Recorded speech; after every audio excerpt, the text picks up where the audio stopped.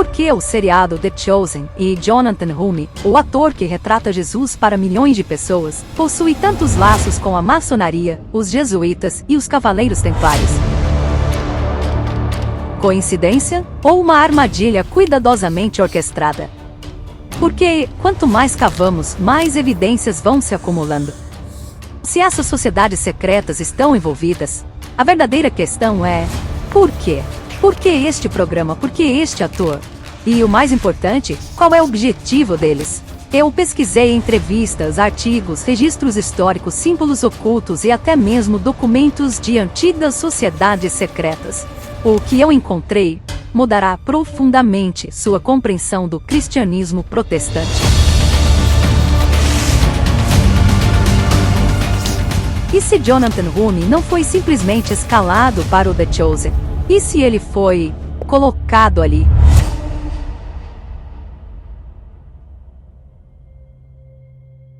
Olá amigos, eu vou ser rápida. Neste episódio vamos falar sobre uma entidade religiosa específica. Eu quero deixar bem claro que de forma nenhuma estamos atacando qualquer indivíduo. Qualquer pessoa que de todo o coração, genuinamente, seja parte desta entidade religiosa e está buscando a verdade. Este não é o nosso objetivo. Temos grande consideração por qualquer pessoa que faça parte desse sistema. Não estamos atacando pessoas, estamos apenas discutindo o sistema, mostrando como ele é descrito na profecia bíblica e seu papel no fim dos tempos. Muito bem, vamos começar.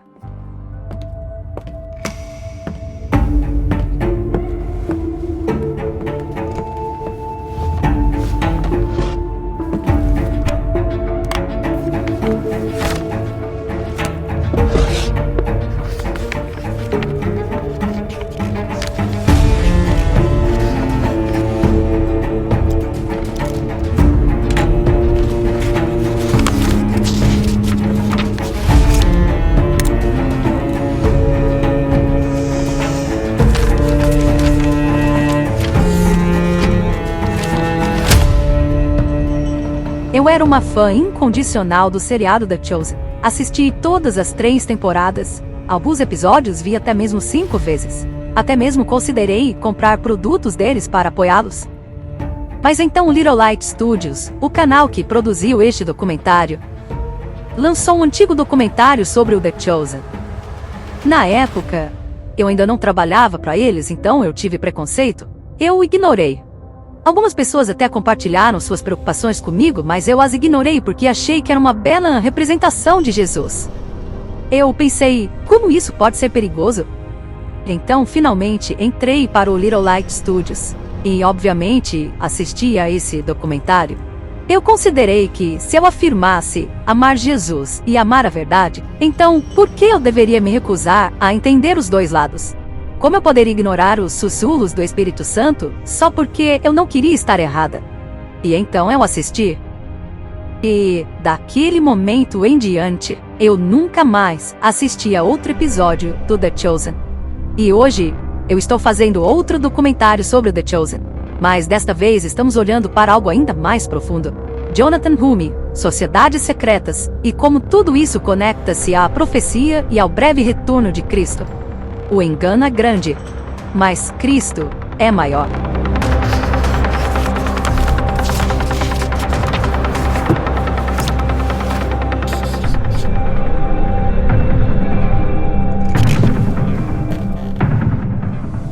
Em um documentário anterior sobre The Chosen, mostramos a vocês uma história bem surpreendente, um clipe onde Jonathan Hulme admite abertamente ser um cavaleiro templário. Se você ainda não viu, dê uma olhada. Eu estou usando um manto e uma cruz com uma pequena coroa. Uma cruz de cavaleiro. Há 5 anos, fui nomeado cavaleiro pela soberana e solene ordem militar do Templo de Jerusalém. Eu quase me esqueci do nome, mas são os Cavaleiros Templários. Este é o nome. Se você não sabe quem são os Cavaleiros Templários, dê uma olhada na estrutura da maçonaria. O Cavaleiro Templário é literalmente o grau mais alto. Está no mesmo nível do maçom de 33º grau. Na verdade, você não pode chegar mais alto do que isso. Bem, pelo menos, é isso que eles dizem. Não existe um grau maior do que um Cavaleiro Templário. Em um post seu do Instagram de 2020, ele diz ter comparecido a um evento inaugural épico, e em nome dos meus irmãos e irmãs templários, somos muito gratos de fazer parte disso. Este homem que está estampando a versão de Jesus dele na mente de todo mundo é um maçom de 33º grau. É aqui que as coisas começam a ficar ainda mais preocupantes. Jonathan Hume não está apenas afirmando ser um cavaleiro templário. Esse título por si só o coloca no mesmo nível de um maçom de 33º grau. Mas a história não para por aí. Veja como ele usa imagens de caveiras.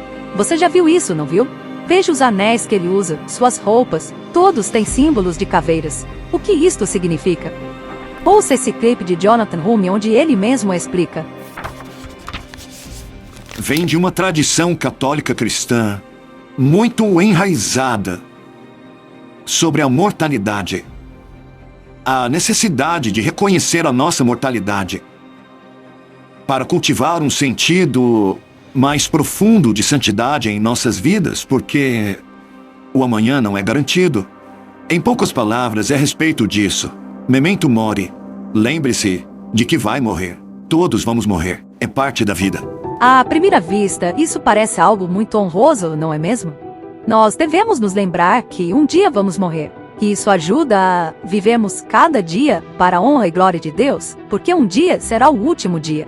Porém, nesta tradição do Memento Mori, Jonathan Hume não está sozinho. Há outros católicos como o padre Mike Schmitz, a irmã Theresa Aletheia Noble, o bispo Robert Barron e outros que promovem essa coisa do Memento Mori.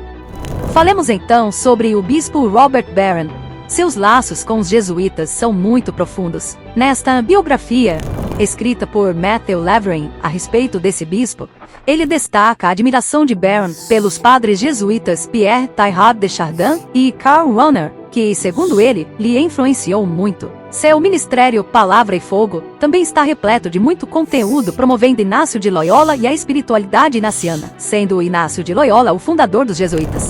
Mas o Memento Mori não é apenas católico. Os maçons também adotam essa filosofia. Ouça o que diz a Loja Oriental número 33 em seu website. Um dos temas enfatizados pela maçonaria é o Memento Mori, que significa lembre-se de que você vai morrer. Não é a mesma coisa que Jonathan Hume disse? Vamos então conectar os pontos aqui. Católicos e jesuítas ensinam o Memento Mori. Os maçons afirmam que o Memento Mori é deles. E Jonathan Hume, um ator católico que admite ser um cavaleiro templário, também está propagando esta ideia. Porque os jesuítas, os maçons e os cavaleiros templários promovem o mesmo conceito. Para descobrir, vamos direto aos escritos de Albert Pike, um maçom de 33º grau e grande comandante soberano dos ritos escoceses da jurisdição do Sul. Este livro está bem aqui em minhas mãos. Moral e Dogma, da Maçonaria. Basicamente, isso aqui é a religião deles. Este livro contém o que eles acreditam. Bem, no capítulo 17, Pike escreve o seguinte: Os templários, ou pobres companheiros soldados da Santa Casa do Templo, pretendiam que fosse reconstruído, e tomaram como seus modelos, na Bíblia, os guerreiros construtores de Zorobabel, que trabalharam segurando a espada em uma mão e a pá na outra. Portanto, a espada e a pá eram as insígnias dos templários, que posteriormente se esconderam sob o nome de Irmandade Maçônica. Este nome, Frères Maçons, em francês, foi posteriormente corrompido para maçons. Albert Pike não está apenas fazendo um comentário aqui. Ele está traçando uma conexão direta entre os cavaleiros templários e a origem da maçonaria. No capítulo 30, ele vai ainda mais longe, revelando o que aconteceu antes que Jacques de Molay, o último grão-mestre dos templários, ter sido executado. Veja só o que ele diz.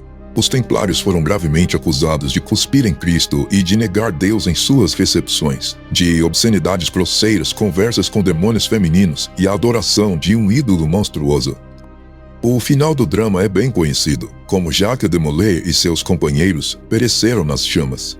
Mas antes de sua execução, o chefe da ordem condenada organizou e instituiu o que mais tarde seria chamada de maçonaria oculta, hermética ou escocesa. Na escuridão de sua prisão, o grão-mestre criou 4 lojas metropolitanas em Nápoles, para o leste, Edimburgo para o oeste, Estocolmo para o norte e em Paris, no sul. As iniciais de seu nome, JBM, encontradas na mesma ordem nos 3 primeiros graus, são apenas uma das muitas internas e convincentes provas de que tal foi a origem da maçonaria moderna. Eu também tenho aqui comigo uma Bíblia maçônica. E quando você a abre, você encontra um diagrama com o plano da ordem da maçonaria.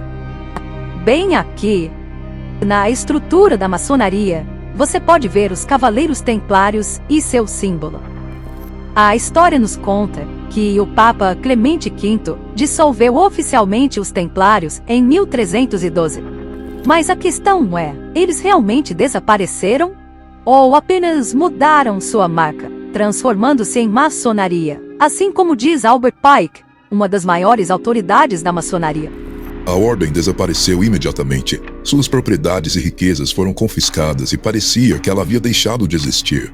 No entanto, vivia sob outros nomes e era governado por chefes desconhecidos, revelando-se apenas àqueles que, ao passar por uma série de graus, provavam ser dignos de serem confiados com um segredo perigoso.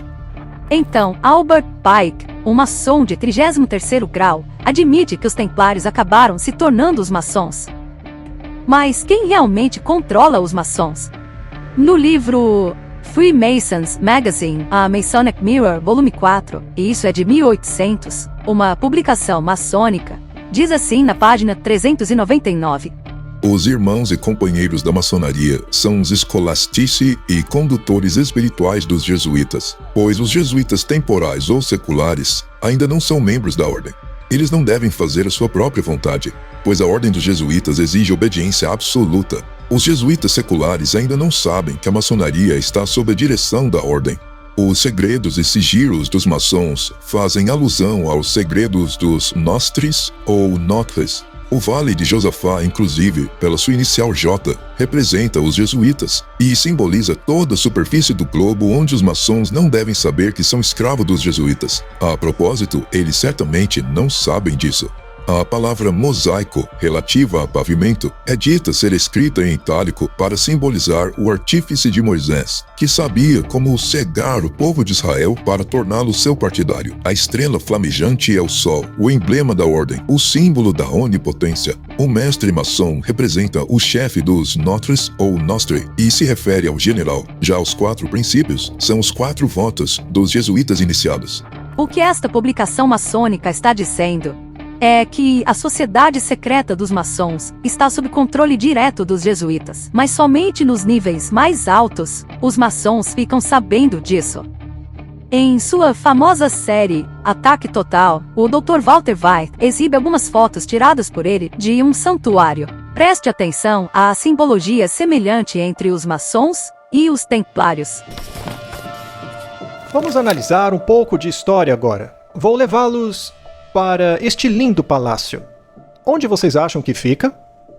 Fica em Jerusalém. É a Notre Dame Vatican. É neste lugar que o Papa é representado em Jerusalém. É um palácio de um rei. A bandeira do Vaticano está tremulando lá fora. Aqui está o Palácio dos Cavaleiros, o Patriarcado Latino. Foi aqui que os Cavaleiros Templários tinham originalmente um local. Se você entrar, verá um altar interessante. E ao olhar para o altar, você vê certas figuras ali. Esta aqui é muito interessante, vou aproximar para vocês verem. Aqui está uma águia de 2 cabeças, que também é utilizado na maçonaria. E lá está ela no altar dos cavaleiros. O que tem deste lado? Veja. 2 espadas seguradas com uma bússola. Fascinante. Então há muitas figuras maçônicas aqui. As penas da cauda, as penas da águia lembram muito aquilo que está, por exemplo, na parte de trás do dólar, e todos aqueles outros símbolos interessantes do círculo com o triângulo e o sol ao redor dele. Os herdeiros dos templários, por assim dizer, são os jesuítas. Os jesuítas, naturalmente, são aqueles que nos bastidores controlam muitas coisas. Até mesmo Helena Blavatsky, uma ocultista e adoradora de Satanás muito influente, conecta os jesuítas aos Cavaleiros Templários.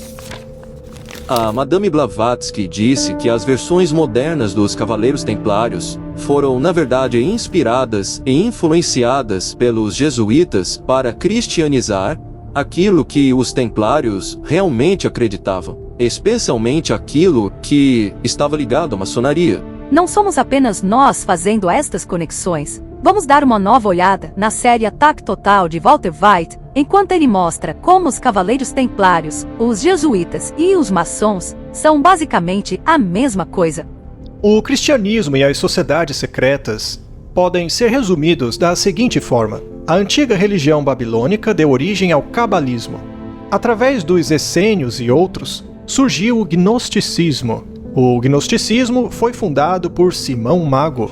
E não sou eu que estou inventando isso. Isso está registrado em A História dos Magos, de Eliphas Levi. Esta é uma fonte altamente maçônica. Então, o gnosticismo foi fundado por Simão Mago. Por sua vez, o gnosticismo, com sua doutrina secreta, foi eventualmente, ao longo do tempo, através de muitas organizações intermediárias, transferidas para os Cavaleiros Templários. Os Templários eram um grupo de ordem católica romana, se preferir dizer assim, que foram colocados sobre o local do templo para protegê-lo. Eles tinham fortes ligações com as sociedades islâmicas, os ismaelitas, os karmatitas, os fatimistas, os drusos e assassinos. Muito bem. Os Templários guardavam as suas informações internas de maneira secreta, que eram inculcadas nos Rosa-Cruzes e nos jesuítas.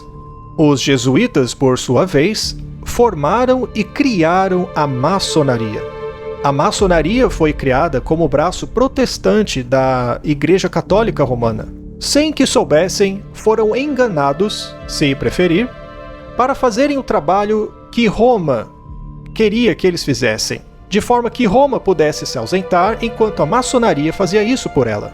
Não foi Roma, foi a maçonaria. Então eram supostamente os protestantes que faziam o trabalho e não Roma. É uma estratégia muito inteligente.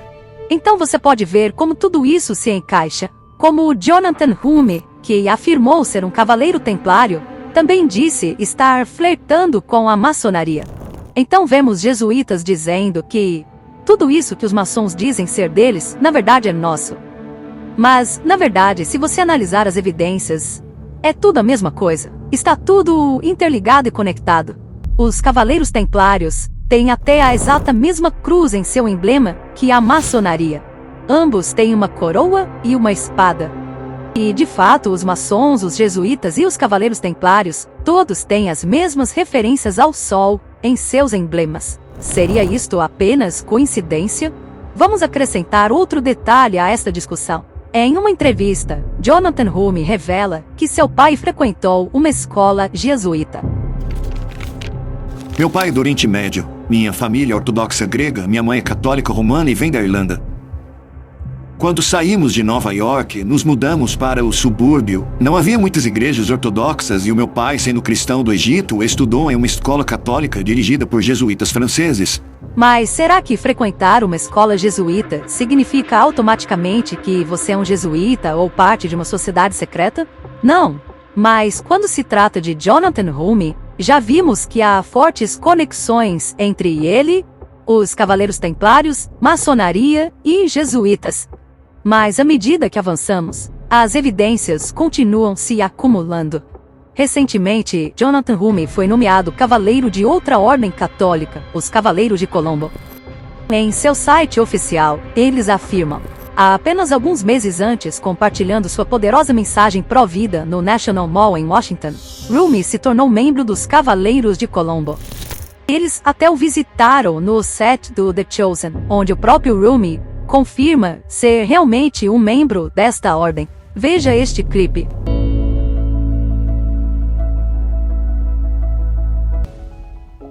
Eu sempre quis ser um cavaleiro de Colombo. Eles são caras incríveis. Eu oro constantemente por eles, em sua missão e pelas pessoas que servem. Minha reação como cavaleiro é estar presente com eles. É mais ou menos assim que eu sinto que posso retribuir aos cavaleiros. Ao olharmos para o emblema oficial desta ordem, vemos nela o símbolo fascista. Segundo a Enciclopédia Britânica, a palavra fascismo vem do latim fasces, que denota um feixe de hastes de madeira que normalmente incluía uma lâmina de machado sobre ela. Na Roma Antiga, os lictores, assistentes dos magistrados, consideravam o fasces como um símbolo do poder penal do magistrado. Então é assim que a Enciclopédia Britânica descreve o fascismo. Para unificar um país, os movimentos fascistas propagaram um nacionalismo extremo que muitas vezes andou de mãos dadas com o militarismo e a pureza racial. A prosperidade de uma nação dependia de uma política unificada que coloca o bem-estar do grupo acima do indivíduo. Um exército forte e vigilante era considerado necessário para defender os interesses deste grupo. Bem, pense agora na história cristã. Durante a Idade das Trevas, a Igreja Católica Romana agiu praticamente da mesma forma.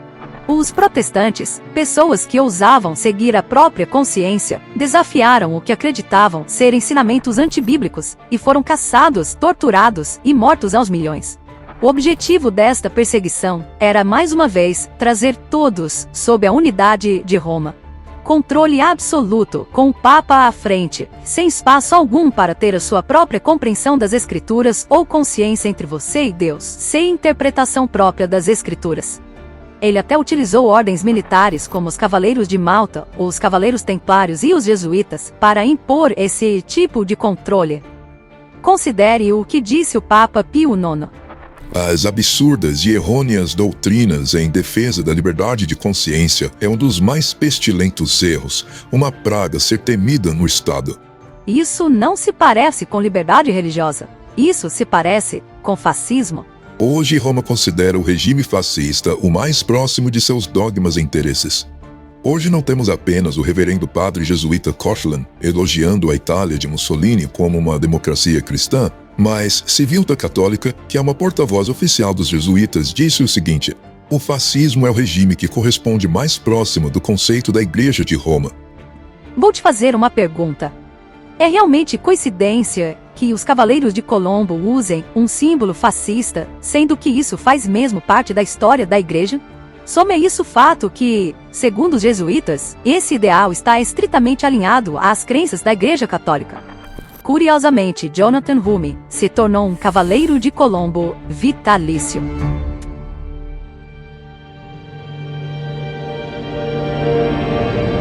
As conexões entre os Cavaleiros Templários, os maçons e os jesuítas são muito profundas. Mas no que estas ordens realmente acreditam? Temos que compreender isso para entender no que Jonathan Hume acredita e o que estas pessoas associadas ao seriado The Chosen também acreditam. Por séculos, até 1798, a Igreja Católica Romana governou as nações. Os reis se curvavam diante do Papa, e a única tradução da Bíblia disponível era em latim, uma língua que o povo comum não lia. Esta era a Idade das Trevas, que impediu as pessoas de lerem a palavra de Deus. Mas então veio a Reforma Protestante. Reformadores como Martinho Lutero, João Calvino e John Huss se opuseram a Roma, revelando seus erros.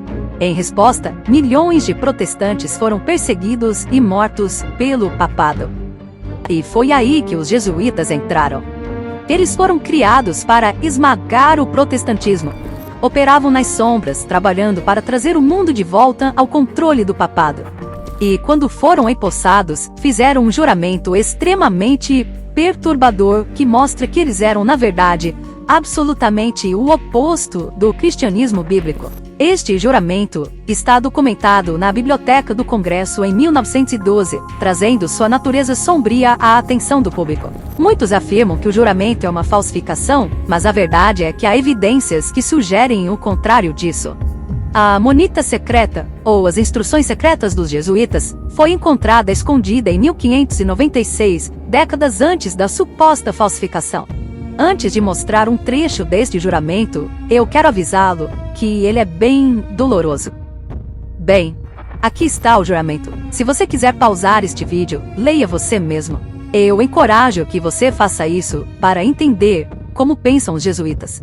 Como está escrito, os jesuítas juram pela sua própria vida e sangue servirem o Papa em segredo com o objetivo de destruir o protestantismo. Há toda série de coisas violentas que eles têm que fazer com aqueles que consideram hereges. Os Cavaleiros Templários foram fundados em 1119 por Hugh de Payens e oficialmente reconhecidos pela Igreja Católica em 1129. Eles serviram o Papa protegendo os cristãos peregrinos e travando guerra contra os inimigos de Roma. Embora a reforma protestante ainda não tivesse começado, sua missão estava alinhada ao dos jesuítas que surgiram mais tarde. O objetivo era eliminar ameaças à autoridade papal. Eles eram conhecidos por suas cruzadas brutais e tinham como alvo não apenas muçulmanos, mas grupos considerados heréticos pela Igreja. Embora oficialmente isso tenha sido proibido em 1312, a história sugere que eles passaram a clandestinidade, ressurgindo mais tarde como os maçons, ou templários ocultos, e seu legado continuou vivo, influenciando os jesuítas, os maçons e grupos que continuariam a lutar contra o protestantismo. Mais uma vez, vamos ver o que dizem os maçons neste livro de Albert Pike, Moral e Dogma, na página 321. Ali descreve exatamente a quem eles adoram. Lúcifer, o portador de luz, estranho e misterioso nome dado ao espírito das trevas. Lúcifer, o sol da manhã. É ele quem traz a luz, e com seu esplendor, cega as almas intoleráveis, fracas, sensuais e egoístas. Não duvide disso.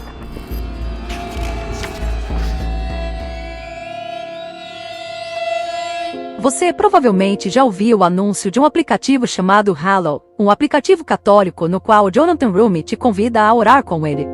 Oi, eu sei que você está ocupado, mas você conseguiria orar comigo rapidinho? Em nome do Pai, do Filho e do Espírito Santo. Amém. Parece inocente, não é? Mas seria mesmo apenas um aplicativo de oração? Olhemos mais de perto porque as coisas ficam muito interessantes. Muitas das orações em Hallow remontam diretamente a Inácio de Loyola, o fundador dos jesuítas. Rumi não é apenas o rosto do aplicativo. Ele conduz os usuários por orações inacianas, guiando-os em exercícios espirituais jesuítas com sua própria voz. Hallow promove abertamente a oração contemplativa, uma prática enraizada na obra de Inácio de Loyola. Embora ele afirme aproximar as pessoas de Deus, na verdade faz exatamente o oposto. Veja só o que diz Stephanie Griffin, uma mística cristã que praticava esse tipo de orações, incluindo a contemplativa, que é de espiritualidade inaciana. Felizmente, hoje ela saiu disso e alerta outros cristãos a respeito. Stephanie, me dê uma definição de meditação contemplativa. O que é isso?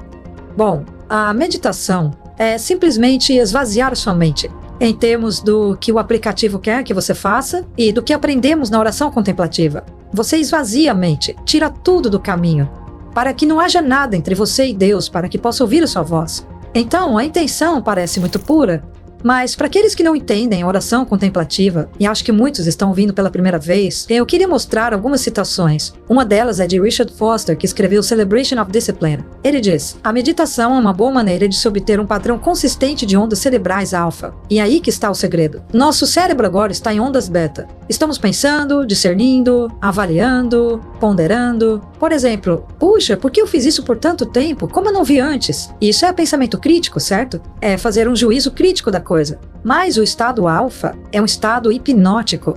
É ficar alerta, saber o que está acontecendo, mas o lobo frontal desligado. Estudos mostram que a circulação de sangue no lobo frontal diminui quando você está no estado alfa. Bom, eles dizem que isso te leva para Deus. Mas quando você esvazia sua mente e entra em estado alfa, você desliga o seu lobo frontal, que é justamente o local do seu cérebro pelo qual o Espírito Santo fala com você, te dá discernimento. Sendo assim, é outra voz que vamos ouvir.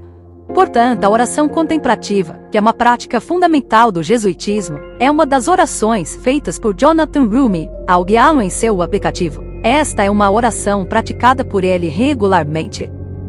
Mas Jonathan Rumi não está sozinho nisto. O aplicativo também conta com grandes nomes como Mark Wahlberg, o famoso ator, Padre Mike Schmitz, do qual falamos anteriormente, que juntamente com Rumi liderou uma série de orações de quaresma baseada em um livro de um padre jesuíta chamado Walter Sitzek. E este esforço foi anunciado publicamente no site dos jesuítas do leste americano. Outra figura importante que vemos em Hallow é Timothy Gallagher, um escritor conhecido e palestrante especializado em discernimento e oração inaciana, que já escreveu 8 livros sobre o assunto. Seu envolvimento apenas reforça a profunda influência que os jesuítas têm sobre o aplicativo. Bem, e se tudo isso não bastasse, o conselho consultivo do aplicativo inclui pelo menos 3 indivíduos que possuem fortes laços com os jesuítas e promovem ativamente a espiritualidade inaciana.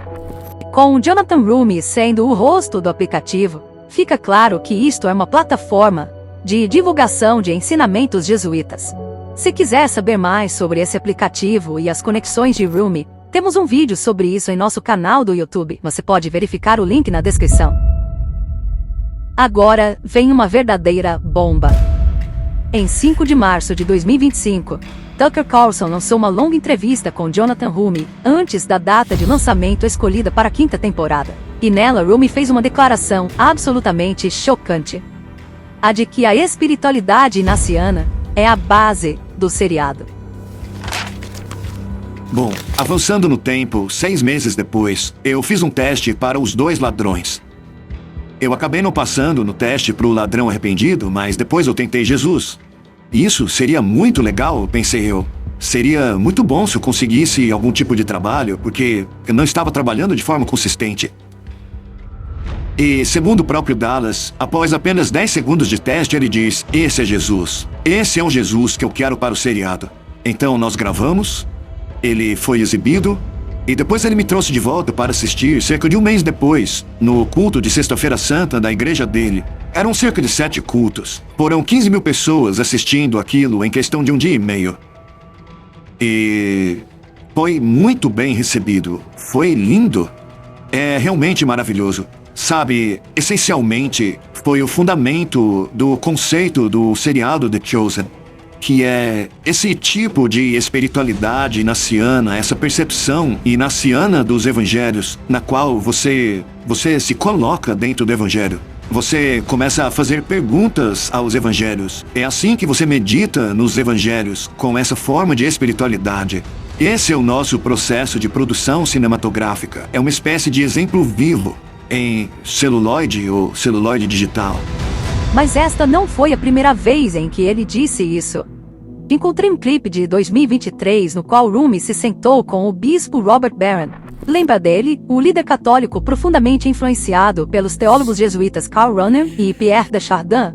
Nessa entrevista, ambos afirmaram a ligação entre o seriado The Chosen e a espiritualidade inaciana. Quero fazer apenas uma observação sobre a literatura bíblica, tanto do Antigo como no Novo Testamento. É muito lacônico, muito discreto. Normalmente, os autores bíblicos esboçam um personagem com alguns pequenos traços. Mas você não obtém 100 páginas de elaboração psicológica, como você tem de um grande romancista contemporâneo. Mas o que aconteceu como resultado disso é que toda tradição midrástica emergiu primeiro no judaísmo, que é uma espécie de narrativa e elaboração imaginativa do texto bíblico. Então a Bíblia diz: Abraão sobe a montanha com Isaac. Tá, mas o que está acontecendo no coração e na mente de Abraão naquele momento? Bem, a tradição midrástica adora elaborar isso. Eu diria que alguns dos elementos no The Chosen são mais ou menos assim. A Bíblia esboça isso muito bem, e isso faz parte da beleza da narrativa bíblica, que é feito de uma forma quase modernista, muito discreta. Mas os artistas sempre amaram, e pense nos pintores. Os dramaturgos faziam isso. A tradição midrástica fez isso. Eles elaboravam aquele texto de forma imaginativa.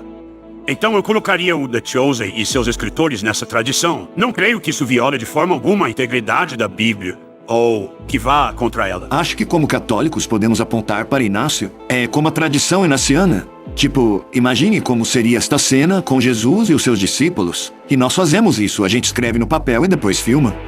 Tanto os roteiristas quanto o diretor Dallas Jenkins trabalharam juntos com 3 consultores religiosos: o rabino messiânico Jason Sobel, o professor evangélico Dr. Doug Hoffman e o padre católico e diretor nacional de produções teatrais familiares, Padre David Guffey. Bem, um deles, o Padre David Guffey, se destaca pelo seu jesuitismo. Em sua página do Facebook, ele compartilha abertamente que participou de uma universidade jesuíta para a produção de cinema e televisão. Ele também estudou teologia em Notre Dame.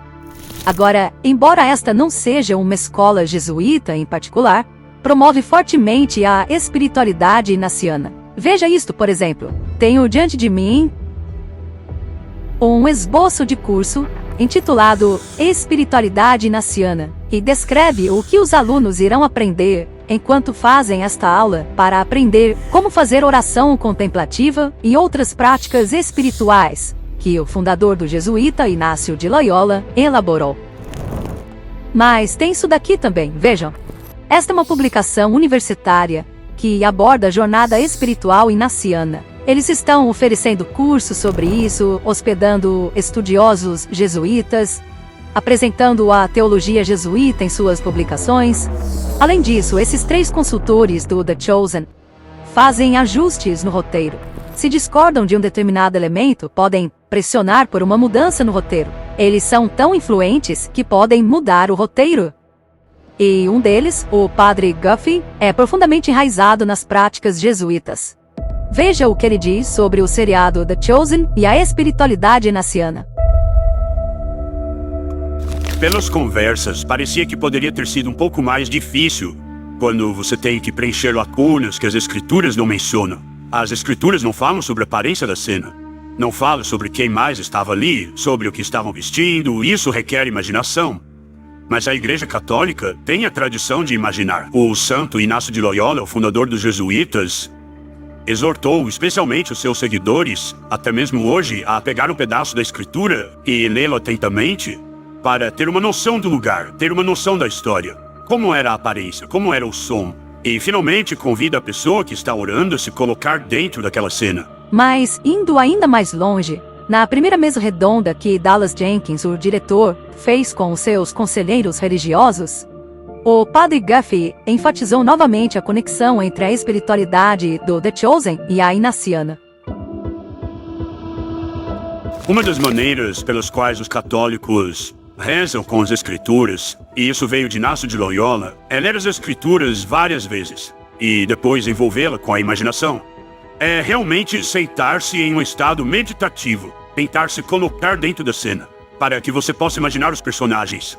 O estilo inaciano de meditação convida a ouvir, a imaginar o que você faria, o que você ouviria, como provaria, como cheiraria, o que tocaria. E o The Chosen parece esse tipo de meditação. Ele tenta imaginar o mundo em que as pessoas estavam.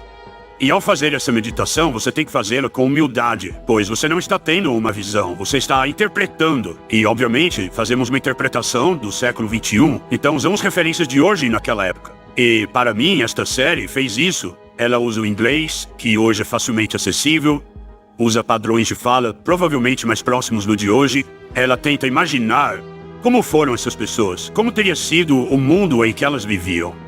Outra coisa que achei fascinante é Maria Madalena, é uma personagem muitíssimo interessante. Antes de 1600, Maria Madalena era apresentada com destaque na arte das catedrais europeias.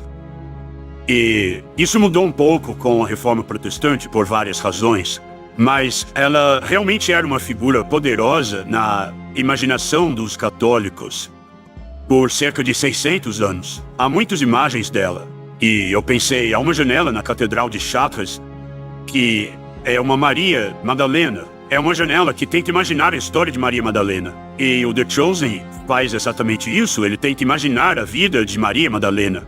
Quando li o roteiro e tomei conhecimento do episódio, eu me lembrei imediatamente da janela daquela catedral. Eu pensei, eles estão fazendo o que fizeram em 1200 em Chartres. A Catedral de Chartres, a qual o padre Guffey se refere, foi construída em homenagem à Virgem Maria, que, na tradição católica, é considerada um excelente exemplo de oração contemplativa. Mas o que é ainda mais preocupante é que, dentro desta catedral, há um labirinto especialmente projetado para católicos caminharem enquanto praticam a oração contemplativa. Labirintos têm origem profundamente ocultas, remontam a antigas religiões pagãs. E, no entanto, esta catedral, com sua devoção à versão católica de Maria, está impregnada da espiritualidade inaciana. É o que pensa o Guffey quando reflete sobre o primeiro episódio da temporada do The Chosen. Isso não é apenas a interpretação dele. No site America, da Jesuit Review, Outra conexão direta é feita entre o The Chosen e a oração contemplativa jesuíta.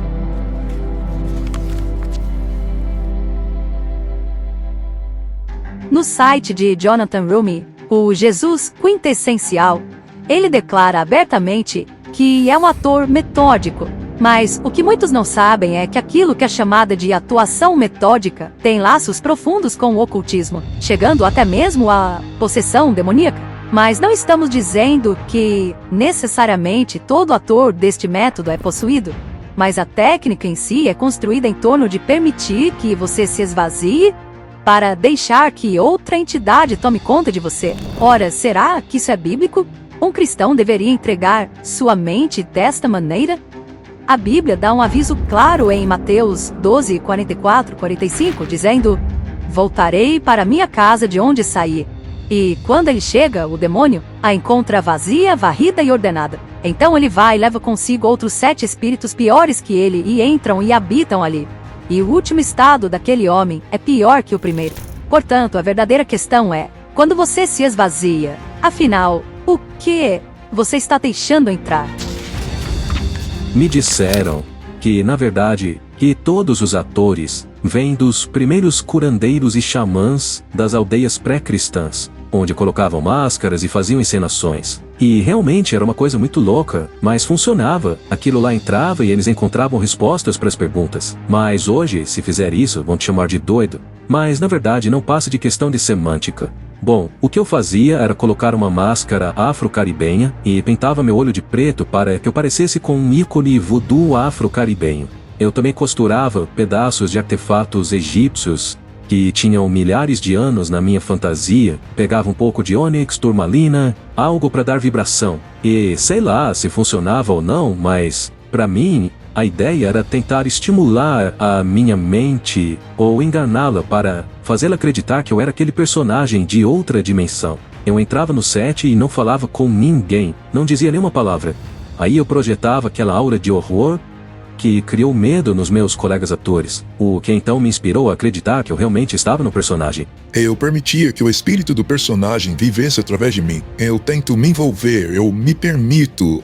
Eu me transformo no veículo para canalizar o espírito do personagem. O que o ator Denzel Washington disse aos 60 minutos mostra exatamente como ele se prepara para suas atuações. O que eu fazia era me ajoelhar e me comunicar com os espíritos. E quando terminava, eu me sentia cheio e fiz uma cena muito poderosa. Eu mesmo não conseguiria fazer aquilo.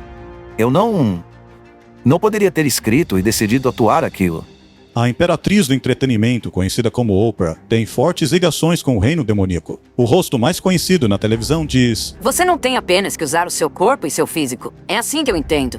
Eu peço ao meu corpo que seja o portador dos espíritos daqueles que vieram antes de mim, de uma forma que seja significativa para o personagem. Eu me torno veículo para esse personagem. Na verdade, se trata de um mistério. Esse processo de absorver a essência do Desmond, absorvê-lo, eu mantenho o sotaque o tempo todo para não me confundir.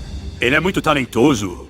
É realmente talentoso. Ele combina perfeitamente com esse personagem. Eu não fiquei desapontado. Ele conseguiu habitar no Desmond, ou o Desmond habitou nele. Acho que um pouco dos dois estava acontecendo. Houve um momento especialmente profundo quando fui para Chattanooga, lá no Tennessee, onde o Desmond se aposentou e faleceu. Eu fui até onde ele morava. Entrei em seu antigo galpão de lenha, toquei em suas ferramentas e andei ao redor do lago em que ele andava. E assim passei o dia inteiro lá, meio que rezando e perguntando, tipo... Me oriente, Desmond. Se você puder me ouvir, por favor, diga-me o que fazer. Como ser você, como falar como você, eu farei tudo o que me mandar. Então, houve uma espiritualidade estranha, misteriosa, em torno da produção desse filme. Consideremos o ator Andrew Garfield, que interpretou um padre jesuíta no filme Silêncio. Em uma entrevista no programa noturno com Stephen Colbert, ele revelou que passou um ano inteiro estudando com um padre jesuíta, o padre James Martin. Agora ouça atentamente o que ele diz sobre o que aprendeu com este padre. Você estudou como ser um jesuíta? Na verdade, eu estudei com um amigo seu, o padre James Martin. Ele era o capelão da nação Colbert? Sim, é alguém que eu amo tanto quanto você ama. e eu estudei com ele por cerca de 1 ano os exercícios espirituais inacianos. Sabe, não apenas estudamos a teologia e a história dos jesuítas, mas há também esses processos chamados exercícios espirituais que Inácio de Loyola criou quando fundou a ordem. É um processo de transformação, onde você faz meditações imaginativas, orações com a vida de Jesus, em que você se coloca na cena mesmo, como se fosse um ator. E na verdade eu descobri que Stanislavski, que inventou a atuação moderna, que resultou no método americano e tudo mais, ele foi profundamente inspirado pelos exercícios de Inácio de Loyola. Então eu me senti em casa. E lembre-se, Jonathan Roumie se diz abertamente um ator metódico. Mas podemos dizer com certeza que ele estava possuído ao retratar Jesus em The Chosen? Não podemos. Porém, dada a natureza de ambos os métodos de atuação que ele faz e da oração contemplativa que ele pratica, que tanto pede para você se esvaziar e deixar outra coisa entrar, isso deveria preocupar profundamente qualquer cristão que creia na Bíblia.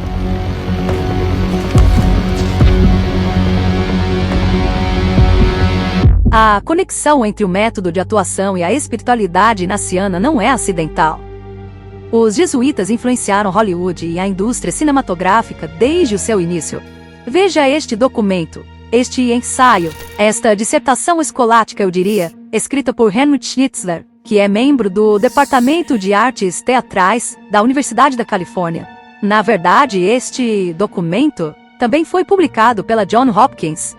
Ele fala de um padre jesuíta chamado Anastasius Kircher, que inventou a lanterna mágica, o primeiro dispositivo a projetar imagens.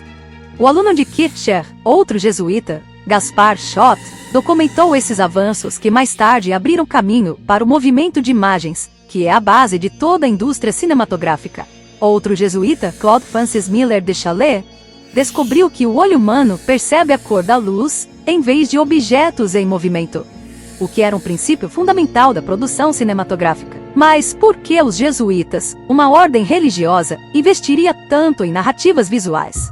De acordo com a Enciclopédia Britânica, o teatro jesuíta foi projetado especificamente para combater a Reforma Protestante. Também vemos isso nesse artigo acadêmico de Henry Schnitzler, que o escreveu para a Johns Hopkins University Press. Ele fala sobre o sistema educacional criado pelos jesuítas e como eles se tornaram os mestres das escolas da Europa. Sua educação era para servir como uma força de combate na luta contra a nova fé, ou seja, a Reforma Protestante. A atuação dos jesuítas deveria ser um apelo irresistível aos sentidos e emoções, e não ao intelecto e à razão. O espectador seria virtualmente hipnotizado por um ataque concentrado de todos os dispositivos teatrais conhecidos, até que entregasse todo o seu ser à mensagem espiritual da encenação. Eles astutamente disfarçaram isso sob um manto colorido de entretenimento. Não houve um único gênero teatral que não pudesse, em algum momento ou lugar, ser visto em um teatro jesuíta, mesmo que esses gêneros não fossem nem de perto religiosos. Esses gêneros eram admitidos nas escolas jesuítas apenas na medida em que pudessem ser feitos para servir às ordens, nunca mudando seu objetivo. Os jesuítas viam o teatro como uma arma poderosa para a implementação da propaganda contra-reformista. Então foi criado o Teatro da Escola Jesuíta. Era em todos os sentidos um teatro de propaganda usado para fins propagandísticos.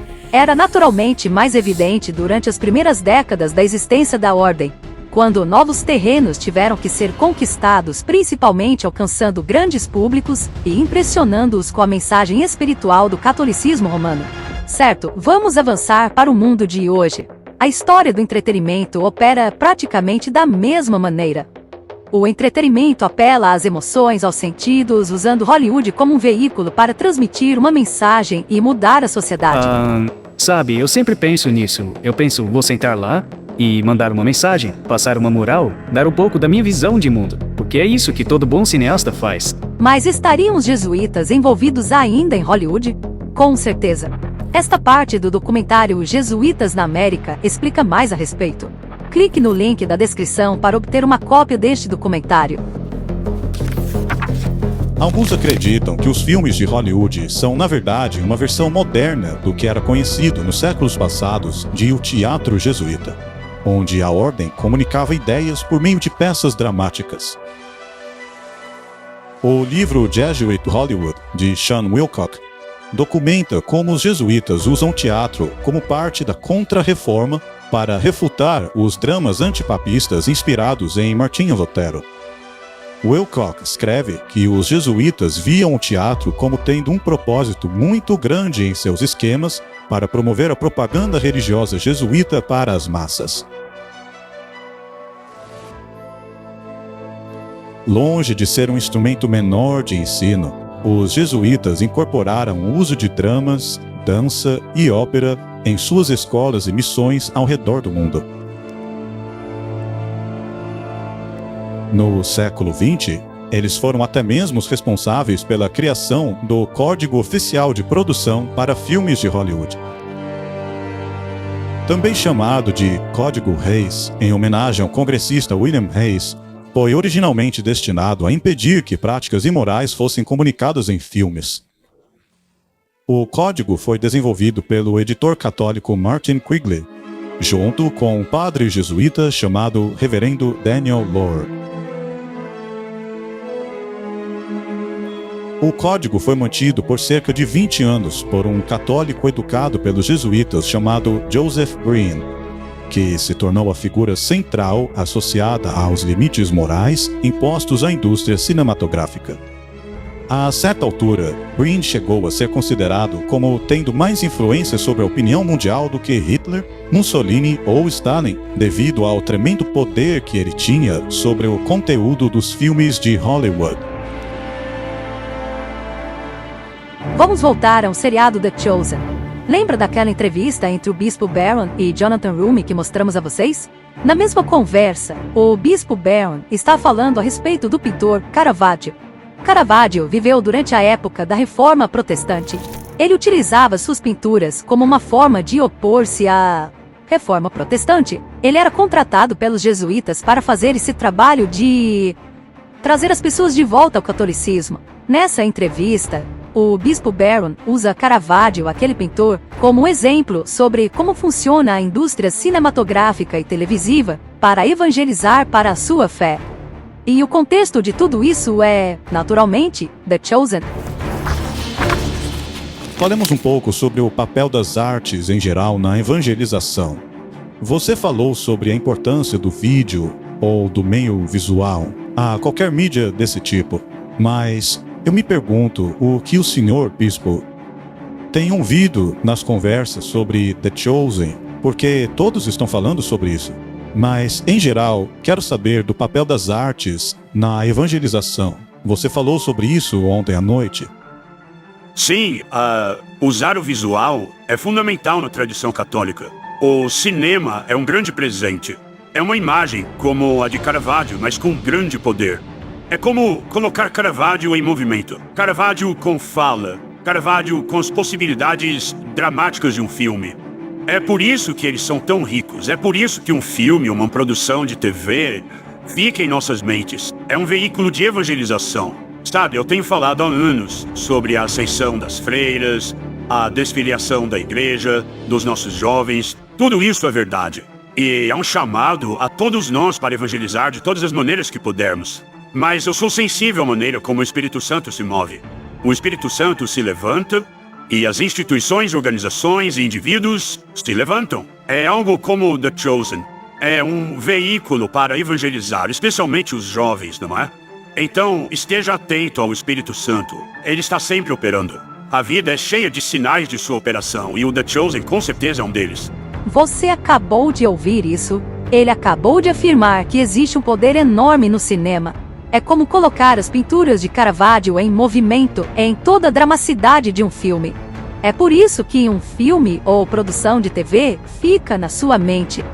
Ele está falando em colocar Caravaggio, aquele pintor que viveu na época da Reforma Protestante e que foi contratado pelos jesuítas para criar obras de arte para destruir a fé protestante. Esse pintor Caravaggio é quem o Bispo Barron usa no contexto da indústria cinematográfica e televisiva católica. Esta forma de arte é uma ferramenta de evangelização, assim como o The Chosen.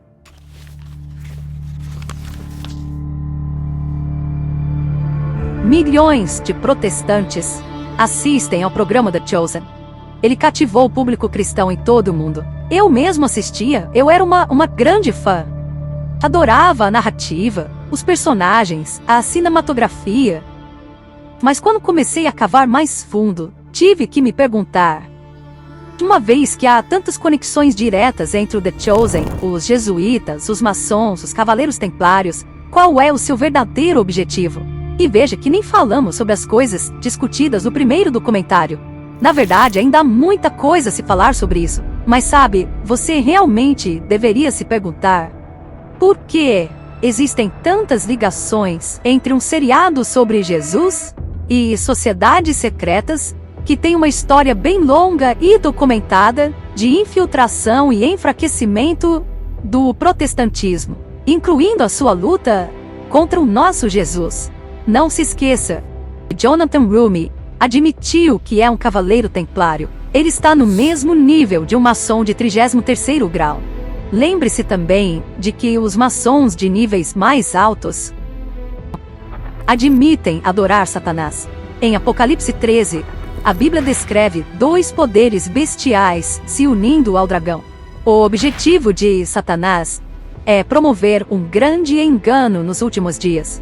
Ele deseja impor a marca da besta, para que todas as pessoas sigam a besta e a adorem, não a Deus. Trata-se de um sistema falsificado de adoração. Aqueles que não receberem a marca da besta, que será imposta pelo anticristo, serão perseguidos. Proibidos de comprar e vender, serão condenados à morte. Ao estudarmos os livros de Daniel e Apocalipse, considerando o cumprimento das profecias na história e nos dias de hoje, há apenas uma entidade que se encaixa na descrição bíblica do poder do anticristo e da besta em si. Este poder é a Igreja Católica Romana. E não, este não é um ataque a indivíduos católicos, muitos dos quais amam Jesus e que sinceramente estão buscando a verdade. Eu sei disso pessoalmente porque eu já fui católica. Fui batizada na Igreja Católica quando era um bebê. Fiz aulas para a minha primeira comunhão. Eu assistia às missas e até tive um rosário, mas depois me tornei protestante. E foi assim que descobri a verdade das Escrituras. Sola Scriptura, somente a Bíblia. O poder do anticristo a que nos referimos não é o Papa Francisco como indivíduo, mas sim o próprio sistema do papado. Um sistema que tem funcionado por séculos para contrariar a verdade de Deus e colocar o mundo sob sua autoridade com um disfarce de cristianismo. Afinal, por que Satanás criaria uma entidade de aparência sombria se ele pode falsificar o cristianismo para enganar o mundo inteiro com ele? Assim como os jesuítas que por fora parecem bons, servindo pessoas, visitando hospitais, mas tudo com um propósito para o qual foram criados: combater a reforma protestante. Apenas uma rápida observação: se você já ouviu falar de teorias de que o anticristo está apenas no passado, ou que ele ainda não apareceu, e que ele só vai aparecer no futuro, fique sabendo que estas 2 ideias foram criadas por jesuítas. Nem um pouco surpreendente, não é? Tudo com o objetivo de desviar o foco da Igreja Católica. Porque muitos protestantes estavam entendendo que o papado era o anticristo, mas, infelizmente, parece que o mundo esqueceu disso, mas é a verdade.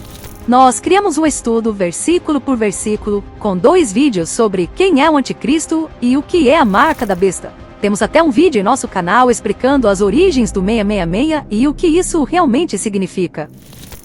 Então, será que o seriado The Chosen faz parte de um grande esforço para remodelar o cristianismo, remodelando a compreensão sobre Jesus, de forma a atrair os protestantes de volta ao romanismo? Talvez pessoas de outras denominações possam ver o quão ecumênico foi este movimento, já que ele afetou muitos tipos diferentes de cristãos. E nem sequer mencionamos os esforços ecumênicos que Jonathan Roumie tem feito fora do seriado The Chosen para tirar os protestantes do Sola Scriptura de volta ao catolicismo. Ou seja, um seriado como The Chosen pode não ser abertamente um programa imoral, mas se for espiritualmente enganoso, então é igualmente perigoso para a sua salvação eterna. Se você ficou interessado e quer se aprofundar mais neste tópico, eu recomendo que você leia o livro O Grande Conflito, que expõe as obras dos jesuítas, o papel do papado na profecia bíblica e a batalha entre a verdade e o engano. Na descrição abaixo há um link para obter uma cópia gratuita. Vale muito a pena. Também confira o documentário na TV Terceiro Anjo, Apocalipse, a Noiva, a Besta e a Babilônia, que revela a verdade sobre as profecias do fim dos tempos de uma forma muito poderosa. É totalmente gratuito. Sabe, no fim das contas, eu tive que tomar uma decisão. Eu tive que escolher. Devo continuar assistindo a esse programa? Porque ele é bem feito? Porque ele me toca emocionalmente? Porque eu amo a maneira como Jesus é retratado nele? E queria que o verdadeiro Jesus bíblico fosse desse jeito? Ou eu estou buscando o verdadeiro Jesus como é revelado na Bíblia, sem interpretações pessoais, intocado por sociedades secretas que tanto procuram destruir a minha fé em meu Redentor? Você também pode fazer a escolha. E, além disso, como diz o ditado, o livro é muito melhor.